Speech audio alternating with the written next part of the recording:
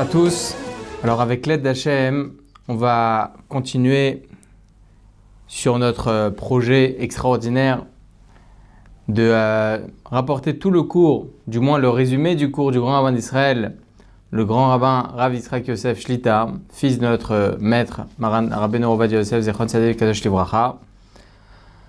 Alors cette semaine, le Rav va parler par rapport encore au principe de Safek Berachot Lahakel. Pour rappel, Safek Berachot Lahakel, c'est un principe que nos sages nous ont rapporté, qu'ont institué, pour ne pas, chas v'shalom, que l'on arrive à une bracha, à dire une bénédiction en vain. Safek Berachot Lahakel, lorsqu'une personne a un doute sur une beracha, alors on sera plus souple et on ne la dira pas. On a déjà dit un exemple simple. Une personne a un verre d'eau, elle ne sait plus si elle a fait ou pas She'akol ni Abitvaro, elle pourra continuer à boire sans beracha. Bien évidemment, chaque cas sera demandé à une autorité rabbinique parce que ce principe-là n'est pas dit tout le temps. Baruch Hashem, notre Torah elle est vaste, notre Torah elle est extraordinaire.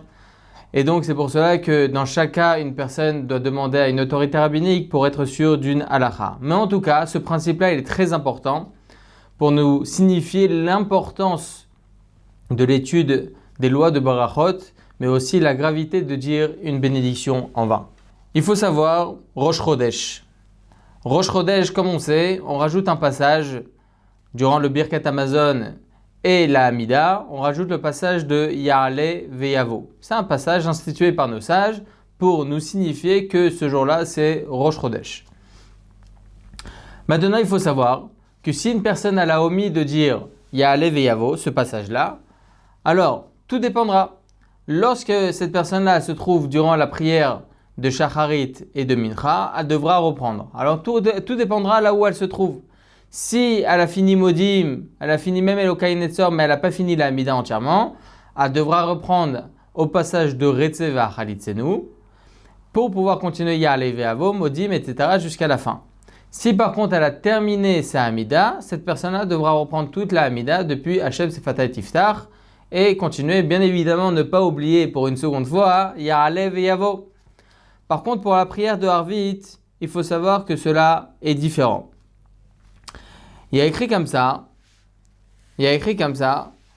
que le soir, Harvit, c'est différent. Pour quelle raison?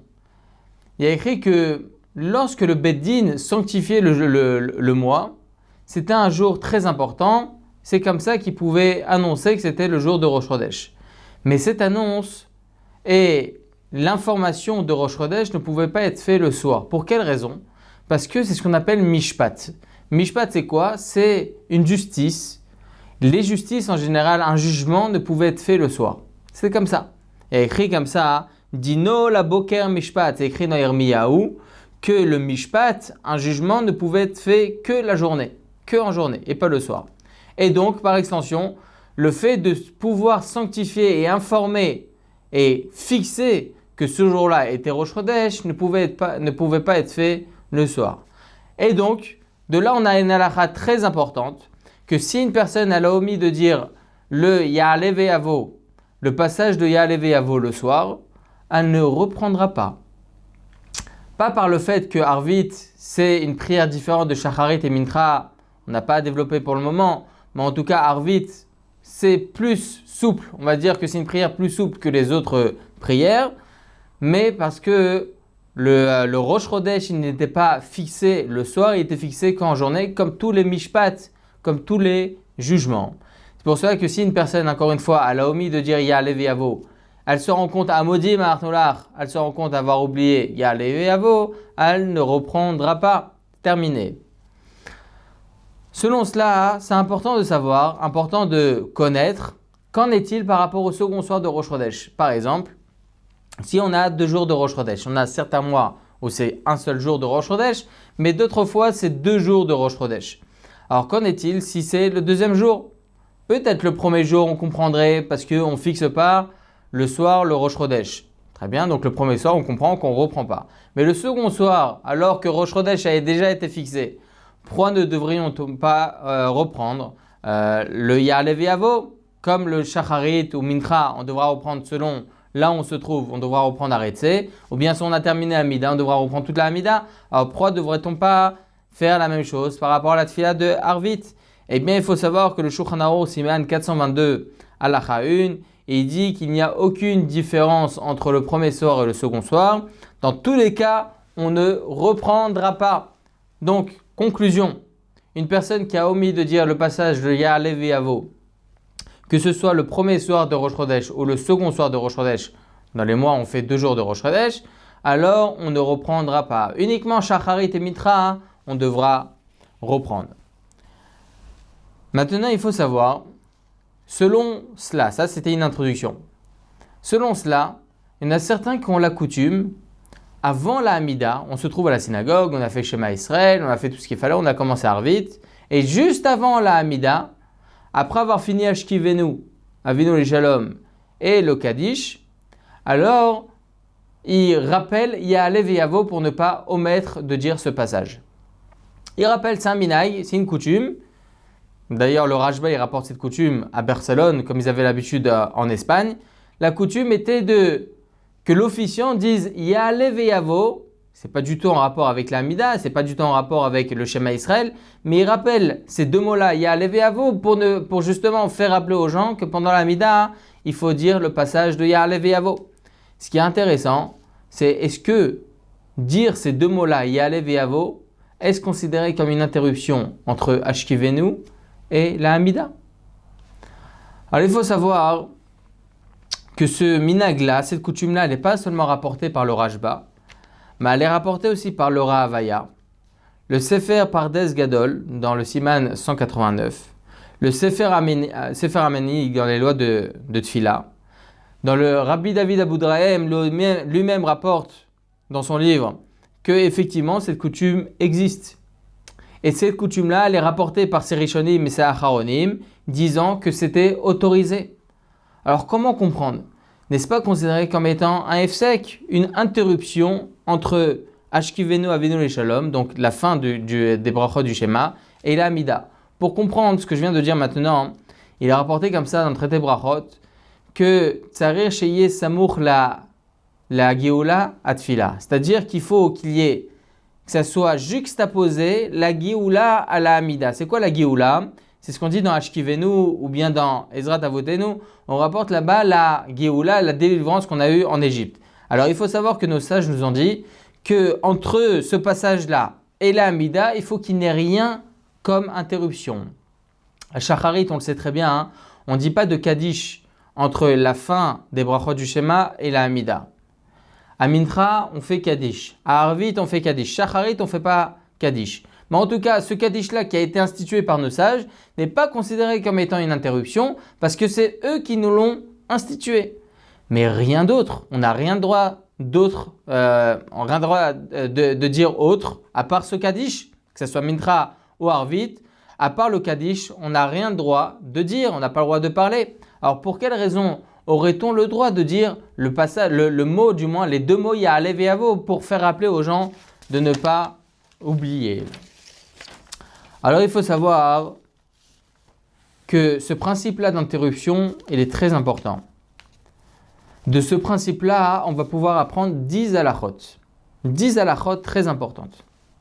Première halakha à savoir et à essayer d'élucider pour arriver à une conclusion, c'est par rapport aux deux mots Ya'aleh V'Yavo. A-t-on le droit de s'interrompre entre Ashkivenu, c'est-à-dire entre la fin des brachot du Shema et la Hamida, pour annoncer aux gens de ne pas omettre Ya'aleh V'Yavo? Est-ce considéré comme étant une interruption ou pas? Seconde halakha, et ça c'est très important, ce sont des choses qui nous intéressent. Si une personne, après avoir dit la bracha du motzi, ils sont tous attablés, il y a des gens, il y a des invités, après avoir dit la bracha du motzi, a motzi lechem min haaretz, il se rend compte qu'il n'a pas de sel à côté de lui. Le Shabbat, on a tous la coutume de tremper le pain dans le sel. Alors est-ce que après avoir fait Amotzi lechem min haaretz, donc après avoir fait la bracha de Amotzi lechem min haaretz, et on sait très bien que de suite après la bracha, il faut consommer le pain et l'avaler. Alors est-ce que considérer le fait de demander rapportez-moi du sel, c'est considéré comme étant une interruption ou pas? C'est intéressant. Ou bien, lorsque j'ai des invités à table et je me rends compte que Baruch Hashem, on est 10 invités, 10 convives, et je me rends compte qu'il n'y a que 9 couverts. Je me rends compte de ça juste après avoir dit la bracha de Hamotzi Lechem Min Haaretz. Est-ce que j'ai le droit, du moins, est-ce que c'est considéré comme étant une interruption? Si je dis à ce moment-là, après avoir fait Hamotzi Lechem Min Haaretz, rapporter des couverts à tel convive, est-ce considéré comme étant une interruption? Ou bien, ce n'est pas une interruption et je peux le dire, enfin du moins, ce n'est pas considéré comme une interruption et je ne suis pas obligé de refaire la beracha. Donc ça, c'est un premier cas. Deuxième cas, à Simchat Torah, on finit Baruch Hashem, la Torah, Vezat Beracha. Juste après, on commence la première montée de Bereshit. Et certaines communautés ont l'habitude de dire le passage les deux mots Besimanat Tava, c'est-à-dire Siman Tov. On a un Siman Tov, on commence Baruch Hashem Bereshit.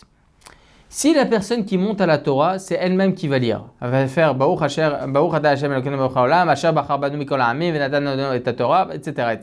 Il dit la bracha et de suite il dit Besimanat Tava pour pouvoir commencer la lecture à la Torah. Est-ce considéré comme étant une interruption ou pas? Parce que de suite après la bracha, il faut lire à la Torah. Dire ces deux mots-là de Besimanat Tova, Besiman Tov, est-ce considéré comme une interruption ou pas? Troisième cas, il faut savoir qu'il y a de cela des centaines d'années, ils avaient l'habitude, les Shochatim en Eretz Israël, de procéder à l'abattage rituel, donc des bêtes, dans les communes arabes. Ils avaient l'habitude de faire cela, pourquoi? Parce qu'il faut savoir que si une bête elle a impropre à la consommation, interdit de la manger évidemment, mais cette bête-là, comment on va la vendre? Ça coûte très très cher une bête. Ou bien ils la vendaient donc aux zoos, et là-bas aux zoos, donc ça coûtait une valeur très minime, ok, donc ils perdaient de l'argent. Ou bien ils la jetaient, et là c'était une réelle perte. Alors que si ils faisaient la shechita dans les communes arabes, donc dans les abattages rituels aussi de chez les Arabes, alors là, s'il y avait une bête qui était impropre à la consommation, ils la vendaient aux Arabes, qui étaient eux-mêmes très contents de cela, ils la vendaient au prix coûtant, donc ils ne perdaient rien. Le problème, c'est que quoi? C'est que la coutume de la communauté arabe, c'est juste avant la shechita, juste avant l'abattage, il faut dire les deux mots Allahu Akbar. Allahu Akbar.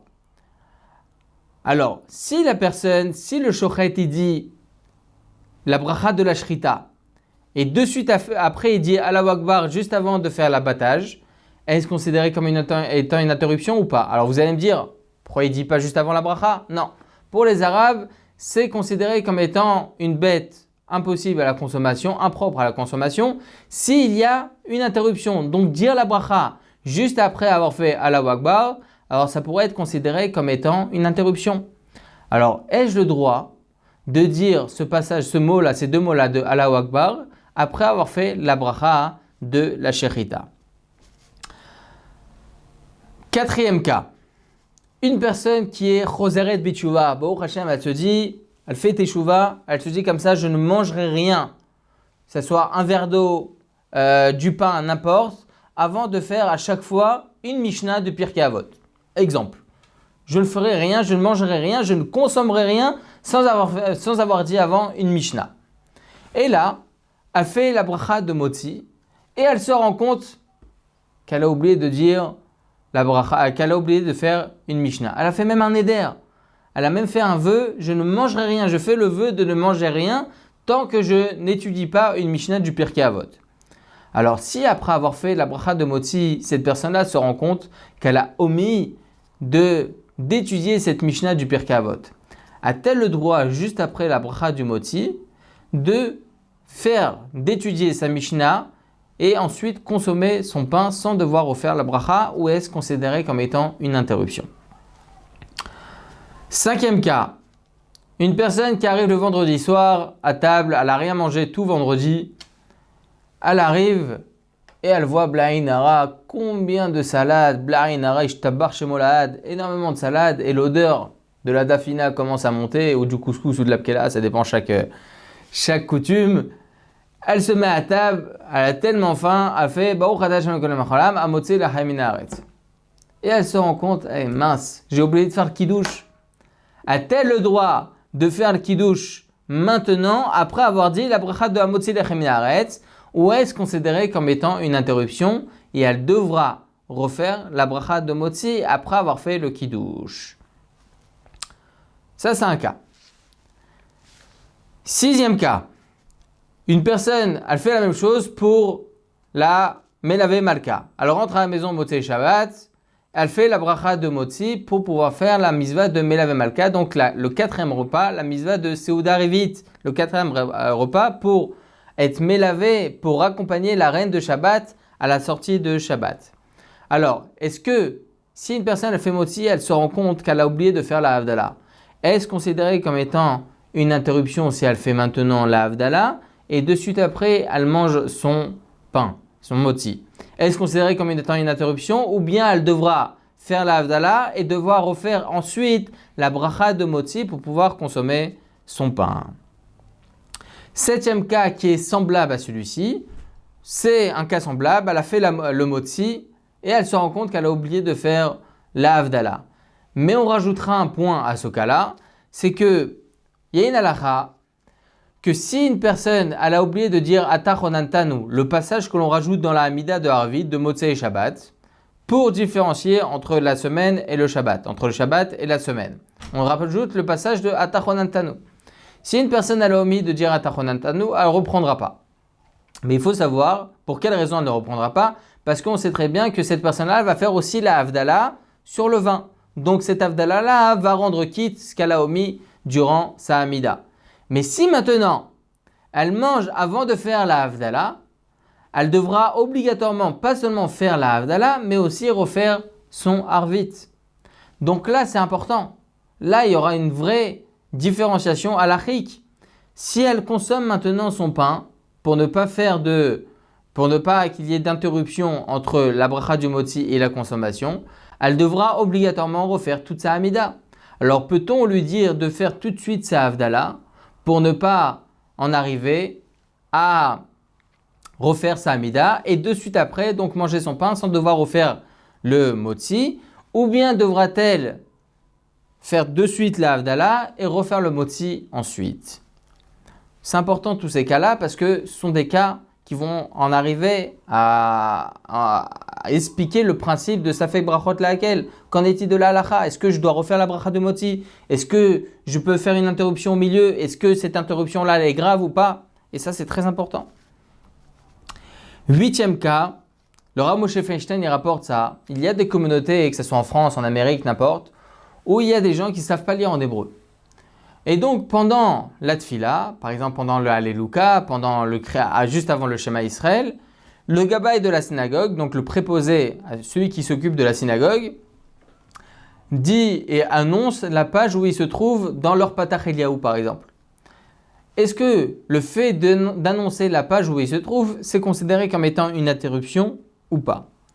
Et neuvième cas, c'est le dernier cas, on a déjà dit un cas au préalable, donc ça fait 10e cas maintenant. Le premier cas, c'était par rapport à annoncer Ya'alevé Avo juste avant la Mida. Et donc le 10e cas, c'est maintenant.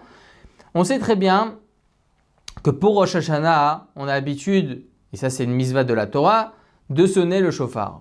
On a 3 sons différents, enfin on a plusieurs sons différents, on a 9 sons différents, mais on a 3 passages de 3 sons différents. On a Tashrat, Tashat et Tarat. C'est quoi? C'est Tkia, Shvarim, 3. C'est pas le moment de développer aussi le sujet. Mais en tout cas, on a Tashrat. C'est 3 sons différents. Le premier son, on le dit 2 fois. Tkia et à la fin une autre Tkia. Donc on a 3 sons maintenant. On a 4 sons en fait. 4 sons. Ces 4 sons, on les dit 3 fois de suite. Pour ensuite dire Tashat 3 fois aussi. Et Tarat 3 fois aussi. Il faut savoir que Chachamim, nos sages, ont institué ce nombre de sons-là parce qu'on a un doute, qu'est-ce qu'on appelle la misva de la sonnerie du shofar? Étant donné qu'on a un doute, Chachamim, ils ont institué plusieurs sons différents. Et donc, celui qui va sonner au shofar va dire la bracha de Atkiat Shofar, et juste après, elle va sonner le shofar, donc c'est tous ces sons-là. Le problème, c'est que quoi? Le problème, c'est qu'il y en a certains qui ont la coutume de dire un vidouille des supplications entre les passages. Entre Tashrat, après avoir fait les 3 fois Tashrat, ils disent un vidouille. C'est un passage de supplication. Ou bien entre Tashat et Tarat, ils disent aussi un passage de supplication. Est-ce que ça peut être considéré comme étant une interruption? Dire ce passage-là de vidouille de supplication, c'est possible que ça soit une interruption parce qu'en fin de compte, je ne sais pas c'est quoi le son auquel la Torah nous demande de sonner le shofar, auquel on a la misva d'écouter le shofar. Et donc, Rachamim nous a institué un nombre de sons tel, ok, X. Donc, c'est possible que si je dis maintenant le passage de vidouille, de supplication, c'est possible qu'en fait, je fais une interruption entre la bracha et le vrai son du shofar que je n'ai pas encore entendu. Donc, est-ce que tout cela est considéré comme étant une interruption? Si vous avez compris que tous ces cas-là, on va en arriver à une halakha très importante. Qu'est-ce qu'on appelle une interruption entre la bracha et la misva? Entre la bracha et la consommation. C'est important de savoir le principe et les sources référentielles de justement toutes ces halakhot. Et il faut savoir qu'il y a écrit comme ça, rapportons d'abord les références talmudiques. C'est rapporté comme ça dans le traité Brachot 40a. Il y a écrit que si une personne elle dit la bracha de Motzi, et après avoir dit la bracha de Motzi, elle dit Tol Baruch, Tol Baruch. C'est quoi Tol Baruch, Tol Baruch? C'est en réalité si j'ai un convive face à moi et je lui demande aussi prends du pain et fais toi aussi la bracha. C'est Tol Baruch, prends et fais la bracha. Est-ce que c'est considéré comme étant une interruption ou pas? Alors elle dit la Gemara que ce n'est pas considéré comme étant une interruption. Pourquoi? Parce que ça fait partie du repas. Ça fait partie de la bracha. Je lui demande de faire la bracha sur ce pain-là. Ça fait partie du moment même, ça fait partie de la bracha.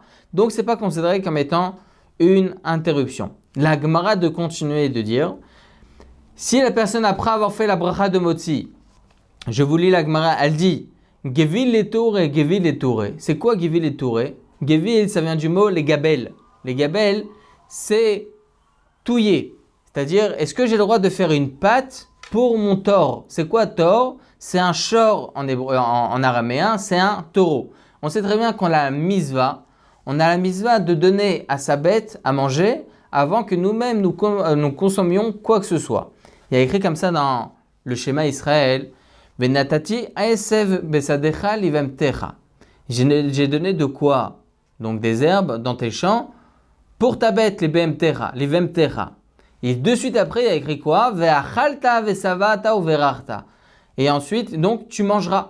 Donc, on apprend de cette juxtaposition-là que tout d'abord, la Torah demande à ce que l'on donne à manger à sa bête et après que nous puissions manger nous-mêmes. D'ailleurs, entre parenthèses, on voit de là ô combien la Torah elle fait attention à Tsar Balechaim, ne pas faire souffrir sa bête. Le peuple juif, ô combien il fait attention à cela, de ne pas faire souffrir une bête. Au point, on ne consomme rien avant de donner à sa bête de quoi manger. Ça, c'est très important. Donc, si la personne, après avoir dit le moti, elle se rend compte qu'elle a omis de donner à manger à sa bête, alors la Gemara est de dire que le fait d'annoncer, de demander à une personne qui est proposée à la maison, n'importe, de dire prépare de quoi manger à l'animal, après avoir fait la bracha de moti, la personne a dit ça, ce n'est pas considéré comme une interruption. Parce que là, c'est nécessaire au repas. C'est nécessaire à la bracha. Je ne peux rien manger tant que je n'ai pas donné de quoi à ma bête. Donc voilà les deux cas que la Gemara nous enseigne. Les deux cas pour nous dire que après avoir fait le moti, si je fais une telle interruption, ce n'est pas considéré comme une interruption. Pour quelle raison? Le principe de la Gemara, c'est quoi? C'est de dire, étant donné que c'est nécessaire à la bracha, ce n'est pas considéré comme étant une interruption. Sur ça, il y a une discussion entre Rashi et le Rambam. Rashi nous dit que des deux cas signifiés par la Gemara, Tol Barour, c'est-à-dire demander à un convive de faire la bracha, ou bien demander à une personne préposée à la maison de préparer le repas pour sa bête, de ces deux cas, nous apprenons que tant que la chose que l'on va dire, l'interruption que l'on va faire, elle concerne la bracha elle-même, ce n'est pas considéré comme une interruption. Le Rambam n'est pas du même avis. Lui, le Rambam, il rend les choses plus vastes.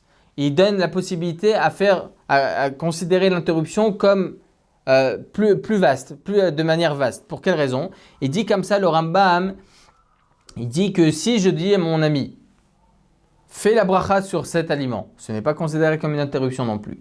Si je demande, rapportez-moi du sel, il dit le Rambam, ce n'est pas considéré comme étant une interruption aussi. Pour quelle raison? Parce que ça concerne la bracha. Mais il rajoute et il dit le Rambam, s'il dit rapportez un couvert pour tel convive parce qu'on a oublié, ce n'est pas considéré comme étant une interruption ici aussi. Donc selon le Rambam, si après avoir fait le mot Amotzi lechem min haaretz, je me suis trompé et j'ai dit rapportez un couvert pour tel convive, on ne reprendra pas la bracha de Motzi parce que lui, le Rambam, il dit le principe c'est quoi? C'est un sens plus large en réalité. Il faut que ça concerne le repas par lui-même, pas seulement la bracha, mais le repas. Donc tant que la chose elle concerne le repas, ce n'est pas considéré comme étant une interruption. Donc selon Rashi, si je dis rapporter un couvert pour tel convive, ça sera oui considéré comme étant une interruption. Et là, la personne devra refaire la bracha de Motzi. Donc vous avez compris qu'en réalité, entre Rashi et le Rambam, il y aura un réel défaut. Ça sera quoi? Est-ce que je dis la bracha? Est-ce que je refais la bracha de Motzi ou je ne refais pas la bracha du Motzi? Par extension, est-ce que ça sera considéré comme étant une interruption ou ça ne sera pas considéré comme étant une interruption? Selon cela, le Bet Yosef dans Siman 167, il rapporte justement la discussion qu'il y a entre Rashi et le Rambam. Et il conclut en disant, étant donné que nous avons le principe de Safek Berachot Lehakel, en cas de doute sur une bénédiction, on sera plus souple. Donc selon Rashi, en fin de compte, on devrait refaire la bracha. Si j'ai dit rapporter un couvert à tel convive, je devrais refaire la bracha. Selon Rambam, je ne dois pas refaire la bracha parce que ce n'est pas considéré comme étant une interruption selon Rambam. Alors étant donné que selon le Rambam, ce n'est pas une interruption, j'ai un problème. Possible que la halakha est comme lui. Donc, Safek Berachot Lehakel. Je ne reprendrai pas la bracha. Donc, le Bet Yosef tranche au sens plus large des choses. Selon le principe de Safek Berachot Lehakel, tout ce qui est considéré pour le repas, ça ne sera pas considéré comme étant une interruption. Donc, demander à son ami, rapporte-moi du sel, ou bien rapporter un couvert à tel convive, tout cela, ça ne sera pas considéré comme étant une interruption. Bien évidemment, et ça c'est très important que je précise cela, le Bet Yosef tranche comme ça la halakha par rapport au principe de Safek Berachot Lehakel. Mais bien évidemment, les quatre là, a priori, il ne faut pas s'interrompre entre le motzi et la consommation du pain, ou bien entre une bracha et la consommation de l'aliment, ou bien n'importe quoi, ou bien entre une bracha et l'accomplissement d'une mitzvah. Il ne faut pas s'interrompre. S'il y a une telle interruption, alors tout dépendra du cas. C'est comme on a dit maintenant, si ça concerne le repas par lui-même, alors là évidemment, comme on a dit, par rapport au principe de Safek Berachot Lehakel, la personne elle reprendra pas la bracha. Mais évidemment, les quatre là, a priori, la personne elle ne s'interrompra pas du tout. Juste après avoir fait la bracha, elle devra consommer l'aliment en question. Selon cela, c'est très important. On va pouvoir répondre à toutes nos questions. Déjà par rapport à annoncer le Ya'aleh Ve'yavo, donc première halakha, annoncer le Ya'aleh Ve'yavo. Est-ce que le fait d'annoncer le Ya'aleh Ve'yavo juste avant la Hamida, c'est considéré comme étant une interruption ou pas? Alors le Rashba, qui rapporte lui-même cette coutume, il tranche la halakha comme le Rambam.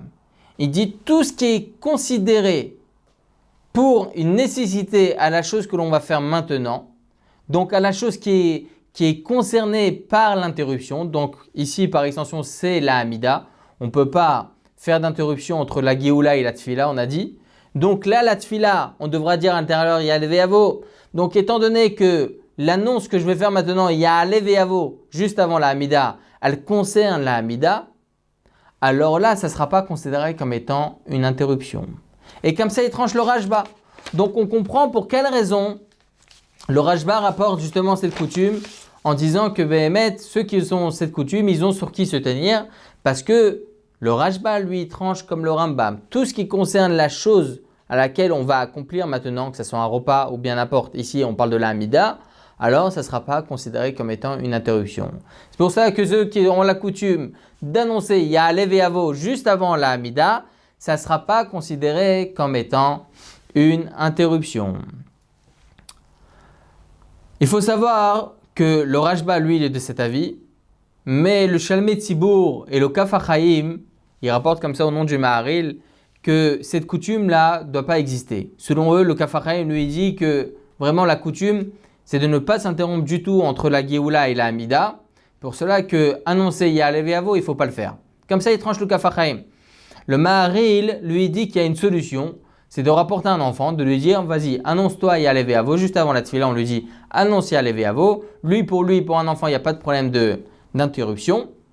Donc, on demande à un enfant de lui s'interrompre et dire lui Ya'alev Ve'avo pour pouvoir annoncer à tout le monde de ne pas oublier le passage de Ya'alev Ve'avo. Mais il faut savoir que selon la halakha, beaucoup d'Acharonim, comme le Levouche dans le Siman 236, le Menagen Avraham dans le même Siman et le Eliaraba aussi dans le même Siman, ils tranchent la halakha que la coutume allait comme le Rashba, comme le Rambam, que tout ce qui concerne la misva que je vais accomplir maintenant, la tfila que je vais accomplir maintenant, le repas que je vais accomplir maintenant, si l'interruption que je vais faire juste avant, elle concerne ces choses-là, alors ça ne sera pas considéré comme une interruption. C'est pour cela que, comme ça on tranche la halakha, que ceux qui ont cette coutume, ils ont sur qui se tenir, comme le Rashba, etc. Donc ils peuvent continuer leur coutume. Deuxième cas, c'est par rapport à la shrita. On a dit juste avant que juste après avoir fait la bracha de la shrita, de suite on devra faire l'abattage rituel. Il faut savoir tout d'abord qu'une seule fois dans la journée on dit la bracha. Si un shochet, il sait très bien qu'il va faire l'abattage rituel de 200 bêtes, alors il fait une seule fois la bracha pour toutes les bêtes qu'il va abattre.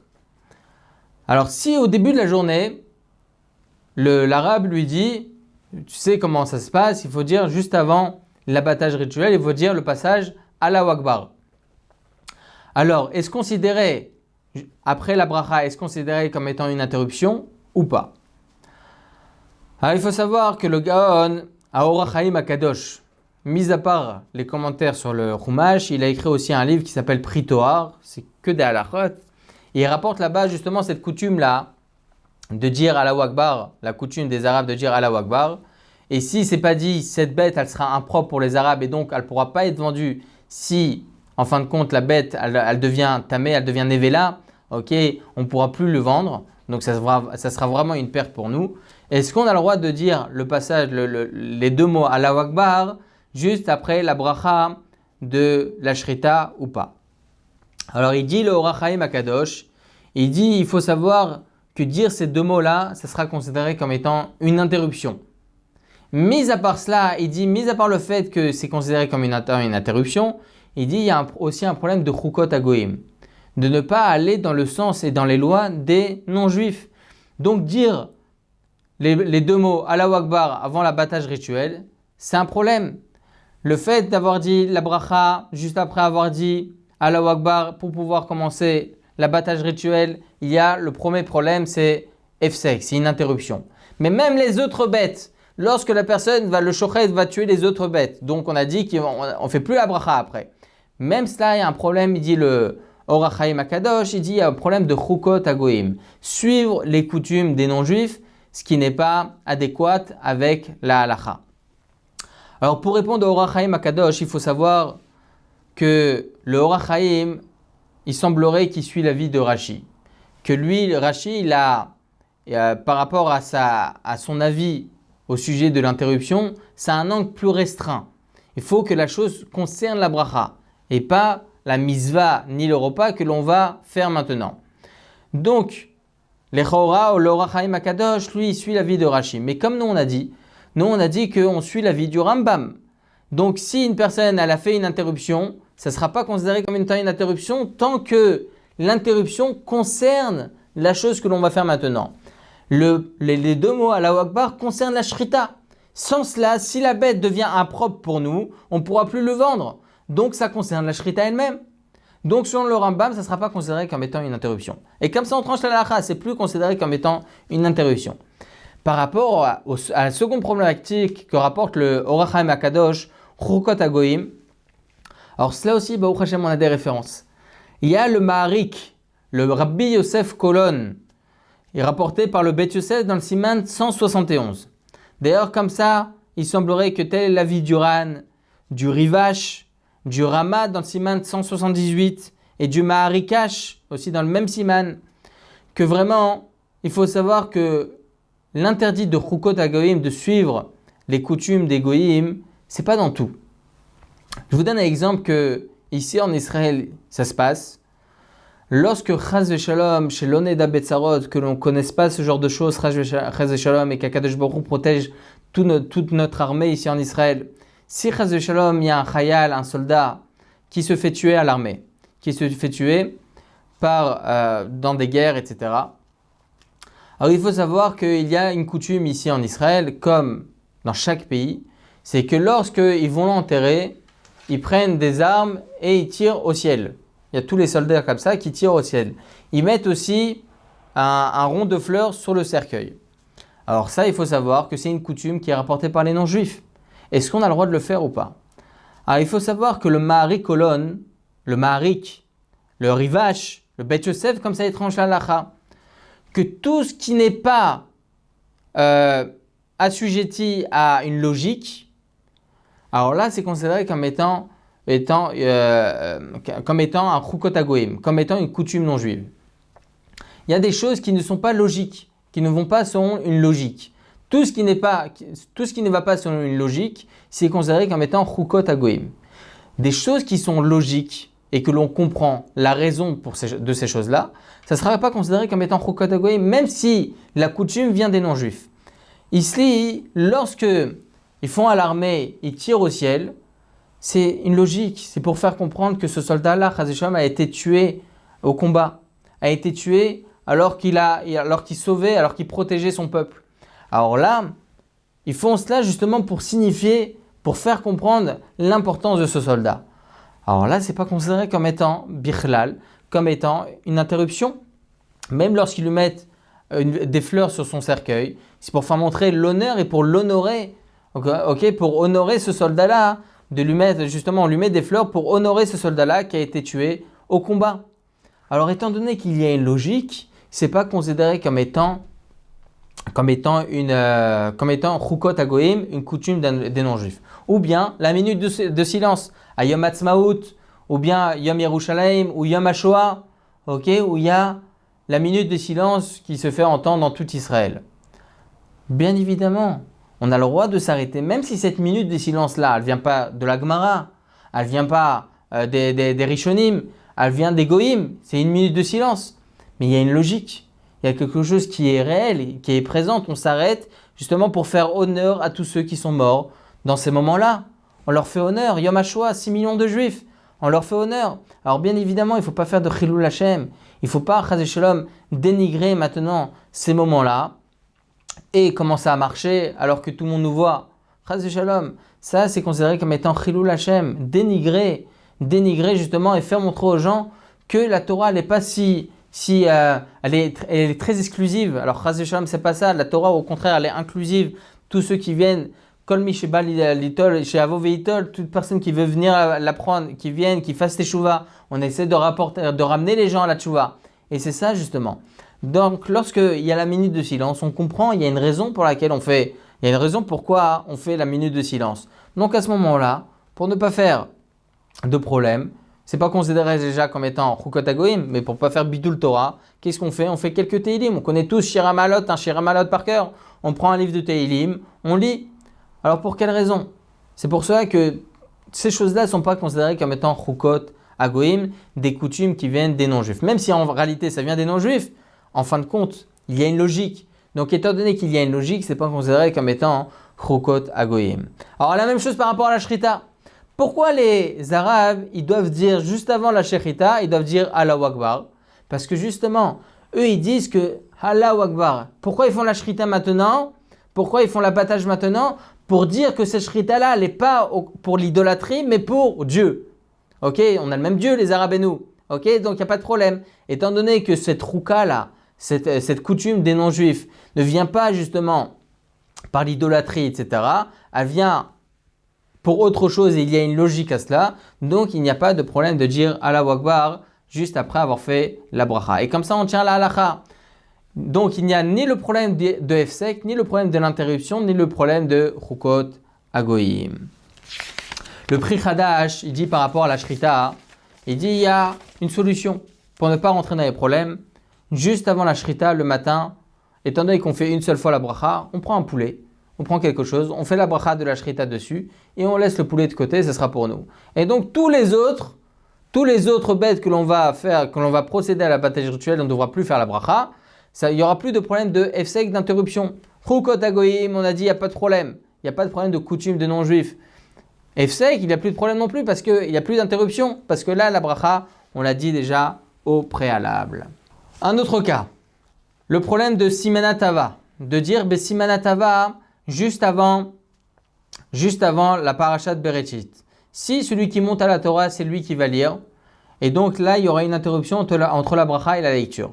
Si c'est celui qui va lire, c'est lui qui dit Bessimanatava, il n'y a pas de problème. Ok, il n'y a pas de problème d'interruption. Là, le problème, ça sera si la personne qui a fait la bracha, elle va lire à la Torah et elle va dire Bessimanatava. Est-ce considéré comme étant une interruption ou pas? Alors, il faut savoir que le responsable Rav Palim du Ben Ishraï, il dit que c'est bizarre. Parce que là, il n'y a aucune nécessité à la lecture. Le mot Bessimanatava, c'est juste pour dire Bessimantov, c'est un Simantov et Bezrat Hashem, on va avoir que des bonnes nouvelles pour la suite, pour les nouvelles parachutes qu'on va lire. Donc, étant donné qu'il n'y a aucune nécessité à cette interruption et ça n'est pas en rapport avec la lecture, donc pour quelle raison devrait-on faire et dire Bessimanatava? En fin de compte, le Ben Ishraï dit, on comprend peut-être la coutume par rapport à certaines situations et les gens, ils veulent dire Bessimanatava parce que ça leur rapporte quand même, ça leur rapporte quelque chose au cœur. Mais il faut savoir que selon la halakha, c'est 8 une interruption. Que ce soit selon Rashi, que ce soit selon le Rambam, c'est 8 une interruption. C'est pour cela qu'on ne devra pas dire Bessimanatava après avoir fait la bracha, avant de lire la première lecture de Bereshit à Simcha Torah. Un autre cas, une personne qui a pris sur elle, elle a fait le neder, le vœu, de ne rien manger tant qu'elle n'a pas lu une Mishnah du Pirkei Avot. C'est un exemple, elle n'a pas fait une étude. Et elle se rend compte, après avoir fait la bracha de Motzi, d'avoir omis de faire donc cette Mishnah-là. Alors, il faut savoir que le Sefer Bet Menucha, c'est rapporté dans le Petach Hadvir. Le Petach Hadvir rapporte ce livre-là, Bet Menucha. Et il dit là-bas qu'étant donné que cette personne-là ne peut rien manger tant qu'elle n'a pas fait une Mishnah, donc là, la Mishnah qu'elle va lire juste après la bracha de Hamotzi n'est pas considérée comme étant une interruption, parce que ça concerne le repas. Le Petach Hadvir, lui, il tranche autrement. Il dit que c'est faux, parce que ce n'est pas du tout en rapport avec le repas. Pour quelle raison? Parce que cette personne-là, lorsqu'elle a pris sur elle de faire une Mishnah avant chaque consommation, ce n'est pas en rapport avec le repas. C'est juste par le fait qu'elle est mitrazek, elle veut se renforcer dans l'étude de Torah. Donc ce n'est ni en rapport avec le repas, ni en rapport avec la bracha. C'est aucun rapport. Donc la personne, en fin de compte, elle a omis d'étudier cette Mishnah-là. Donc la seule solution, après Hamotzi Lechem Mina Haaretz, elle devra dire Baruch Shem Kevod Malchuto Leolam Vaed, étudier sa Mishnah et ensuite refaire la bracha de Motzi.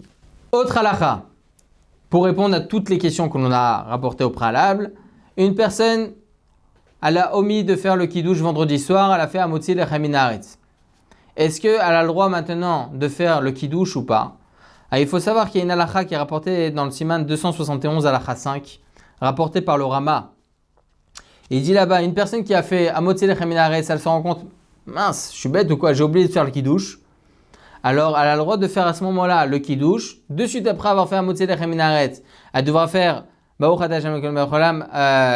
bracha du kiddush. Mekadesh à Shabbat et ensuite manger son pain.